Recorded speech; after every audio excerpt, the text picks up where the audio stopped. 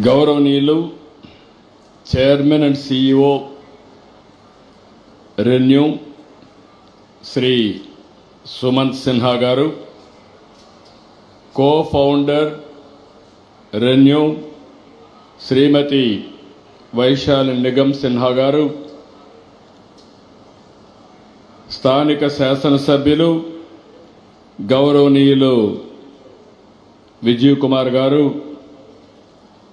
గౌరవ పార్లమెంట్ సభ్యులు గౌరవనీయులు సీఎం రమేష్ గారు, పెద్దలు గౌరవనీయులు రాష్ట్ర అసెంబ్లీ స్పీకర్ చింతకాయల అయ్యన్న పాత్రుడు గారు, సహచర మంత్రివర్గ సభ్యులు కొల్లు రవీంద్ర గారు,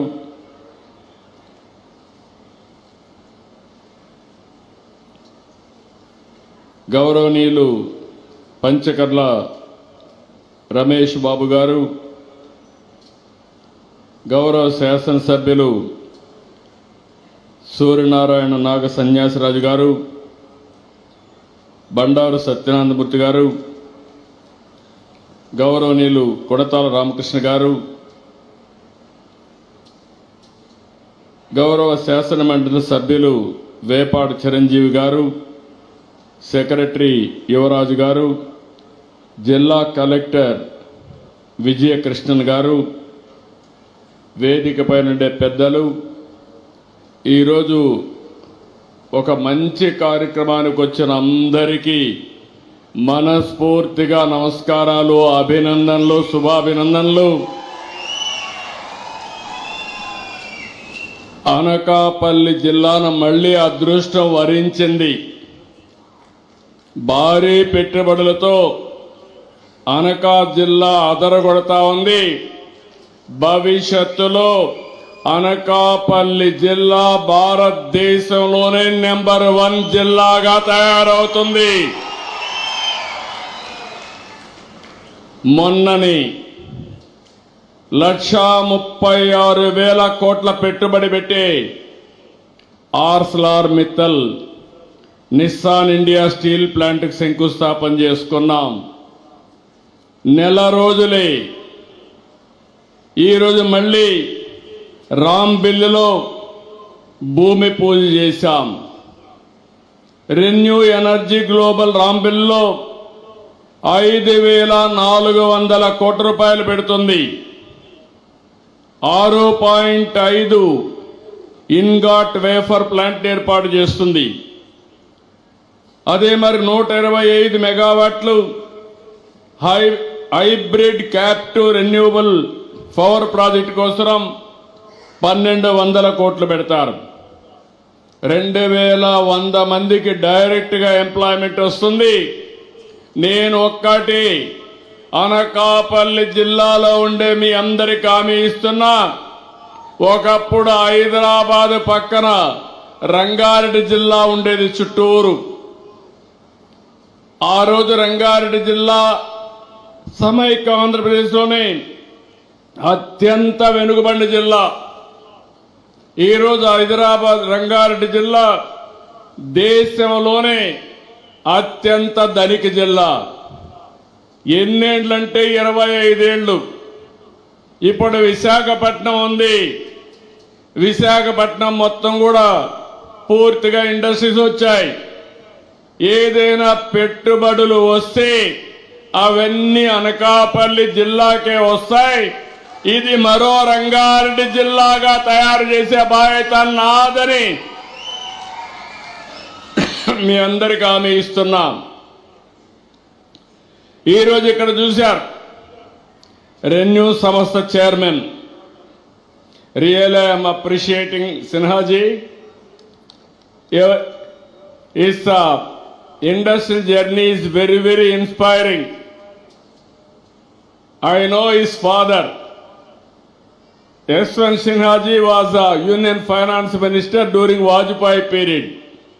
I was the Chief Minister. I had a very good equation with him. But now if you see here, within short time, 15 years, he has done a miracle. growing sector you have identified, and also this is the future. Money is not the criteria, is not the constraint. You are having leadership, money will come, investment will come, profits will come, employment will be generated. That is the model you have produced. I am proud of you. Country is proud of you by doing all these things. ఈ ఏ ప్రాంతానికి వెళ్ళండి ప్రపంచంలో అభివృద్ధి అంటే తలసరి ఆదాయం, ఉపాధి ఉండాలి. తలసరి ఆదాయం ఎక్కువ రావాలంటే విద్యుత్ శక్తి కూడా వినియోగించాలి. అదే సమయంలో నాకు కూడా అనుభవం ఉంది. 30 ఏళ్లుగా చూశాను. ముఖ్యమంత్రిగా అయినప్పటి నుంచి అంత అనుభవం కూడా రాజకీయాల్లో చూశాను.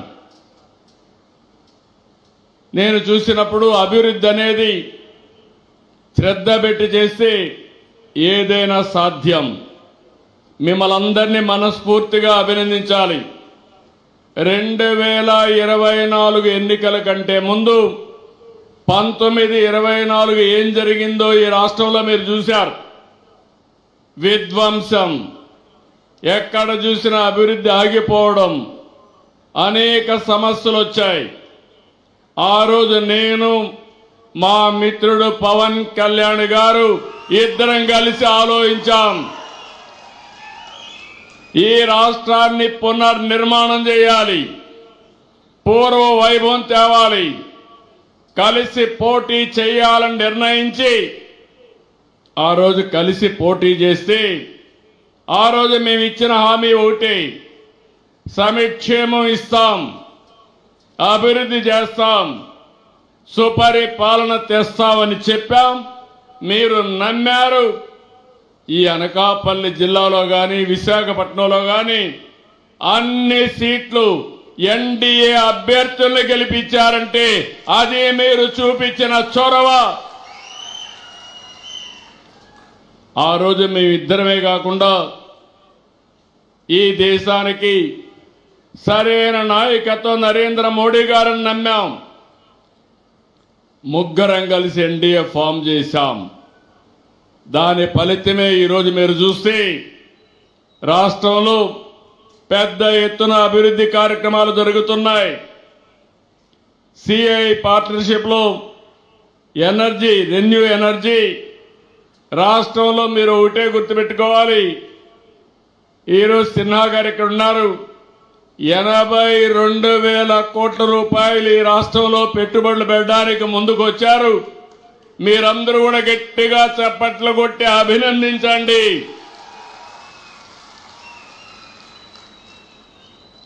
ఎందుకు నేను చెప్తున్నానంటే నీతి నిజాయితీతో వ్యాపారం చేస్తున్నాడు. ఒక పద్ధతి ప్రకారం వ్యాపారం చేశాడు. ఒక ఎంపైర్ని క్రియేట్ చేయగలుగుతున్నాడు. ఆయన మన ఒక్క రాష్ట్రంలోనే 82,000 కోట్ల రూపాయలు ఈ యొక్క గ్రీన్ ఎనర్జీలో ఖర్చు పెట్టే పరిస్థితికి వచ్చాడు. ఇప్పటికీ 777 మెగావాట్లు విండు, సోలార్ అనంతపూర్ జిల్లాలో పెట్టే పరిస్థితికి వచ్చారు. మళ్ళీ అనంతపూర్, కర్నూలు రెంటుల్లో కూడా 10,370 కోట్ల రూపాయలు తొందరలోనే పనులు ప్రారంభిస్తారు. అంటే రెండో ప్రాంతాల్లో ఇక్కడ మ్యానుఫ్యాక్చరింగ్ చేస్తున్నారు, అక్కడ మాత్రం సోలార్ విండ్తో పవర్ జనరేట్ చేస్తున్నారు. రాంబల్లిలో పెట్టిన రెన్యూ సంస్థ చేస్తున్న సోలార్ ఇంగాట్ వేఫర్ ఉత్పత్తితో విదేశాలపైన మనం ఆధారపడే పరిస్థితి పోతుంది. ఇదే ప్రధానమంత్రి మోడీజీ గారి యొక్క ఆత్మ నిర్భర్ భారత్ అని చెప్పి కూడా నేను మీకు తెలియజేస్తున్నా. నేను ఒకటే ఆలోచించాను. ఈరోజు మీకు అందరికీ తెలిసి దేశంలో పవర్ సెక్టర్ రిఫార్మ్స్ ని ప్రారంభించింది తెలుగుదేశం పార్టీ. 2000లోనే దీన్ని ప్రారంభించాం. ఈరోజు మీరు చూస్తే నేను చాలాసార్లు మీకు ఒక మాట చెప్పాను. రాబోయే రోజుల్లో కరెంటు ఛార్జీలు పెంచనని ఎన్నికల సమయంలో చెప్పాను. చెప్పిన మాట నిలబెట్టుకుంటున్నానా లేదా మీరు ఒకసారి ఆలోచన చేయాల్సిన అవసరం ఉంది. గత 5 సంవత్సరాలు 1924 విద్యుత్ రంగం కుప్పగూలిపోయింది. పీపీఏలు రద్దు చేశారు. నిర్వహణ లోపం, తప్పుడు నిర్ణయాలు, అధిక ధరకు కరెంటు కొనడం, ఇంకో పక్క ఎక్కడ చూసినా అవినీతి.